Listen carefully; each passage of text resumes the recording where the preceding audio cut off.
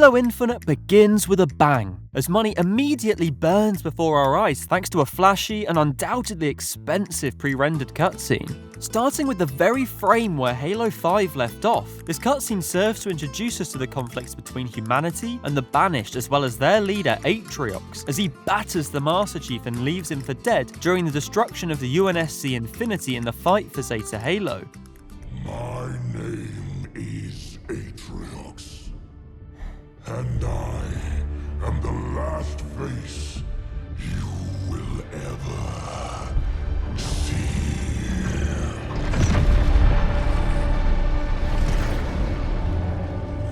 Well, at least he's partially right in that Chief certainly won't see his face again for the rest of the campaign. Atriox, even from beyond this life, your will is served. But anyhow, I'd assume that this epic CGI explosion fest was subsequently added to create a bit of action for the game's introduction. And don't get me wrong, I'd rather include it than have nothing at all. But the immediate impression drawn from this cutscene is that wouldn't it be better if we were actually playing this crucial battle that looms over the entire narrative as the opening mission? Infinite suffers greatly from staging its events so that all of the more interesting, dramatic, and action-packed story beats have already happened before we as the player even take control. It feels like we're playing the aftermath of a more exciting and spectacular Halo campaign by piecing together all the events we missed out on and don't get to play. And speaking of the aftermath of a Halo campaign, it becomes apparent right from this opening shot that the enduring turd of a conclusion that Halo 5 left us is so cripplingly fundamental to the Halo universe that they have no choice but to hurriedly resolve the ending of that game off screen, but still unavoidably have it looming so detrimentally over Infinite no matter what. And I understand that 343 found themselves stuck so firmly between a rock and a hard place, and they absolutely went in the right direction by moving past the creative or whatever as soon as possible. But then I remembered that it's 343 that got themselves stuck in this dilemma to begin with, and this game is consequently worsened by their previous mistakes. I'll endeavour to judge Infinite based on its own merits, but 343's incompetence in their decision-making in the decade preceding Infinite and the 3 years preceding it remains such an unfortunate hindrance that it makes it increasingly difficult to discuss the campaign without this context in mind. But either way, Infinite rightly begins a brave new story of its own, and that story truly begins with our introduction to the pilot. Warning. I actually like this introductory cutscene a lot. It highlights Infinite's efforts to tell a more human story, and here the pilot is likeable, charming, and relatable, and the actor gives a strong performance. Please don't die. Please don't die.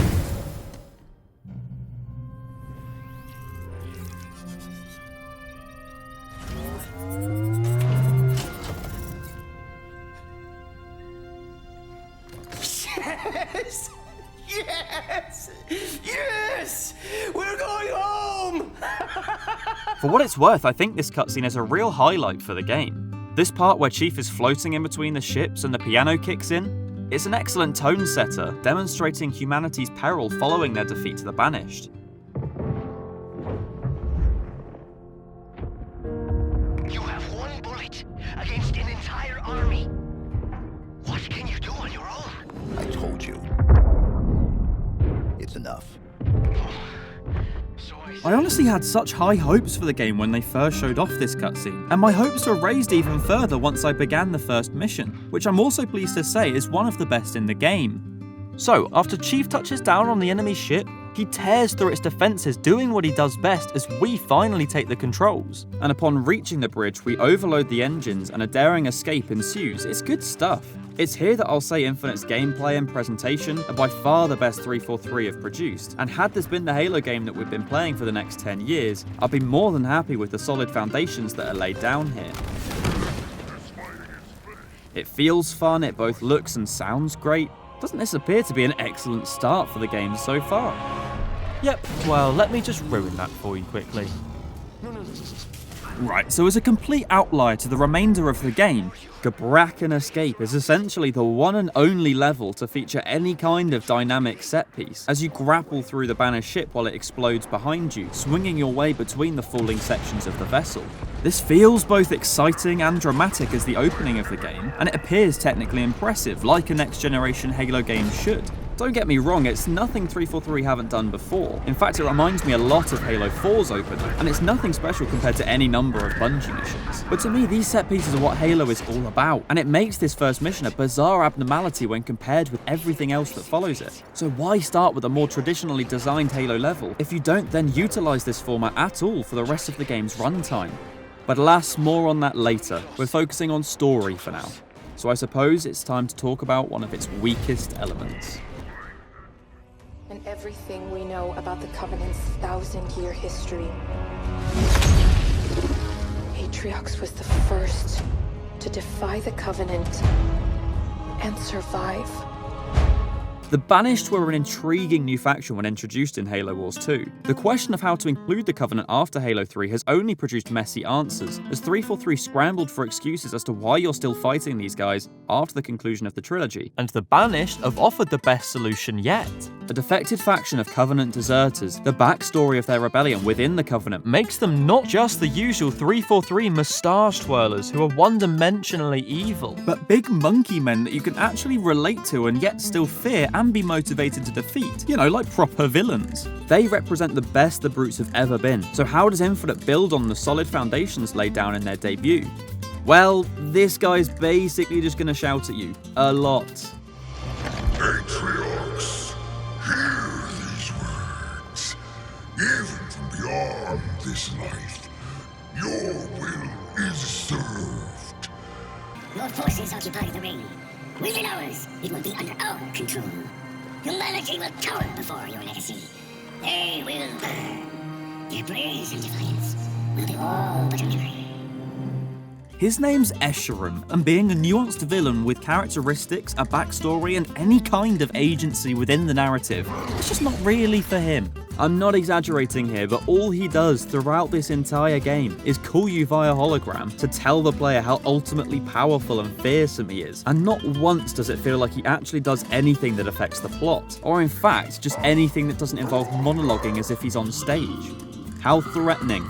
It's like if in Halo Wars 2, Atriox was introduced via hologram to tell the Spartans he's really scary, I promise. But no, we see him emerge from the shadows and hand the Spartans' asses to them as our first impression of his character. So we know he's a threat, and then we uncover his compelling backstory to boot.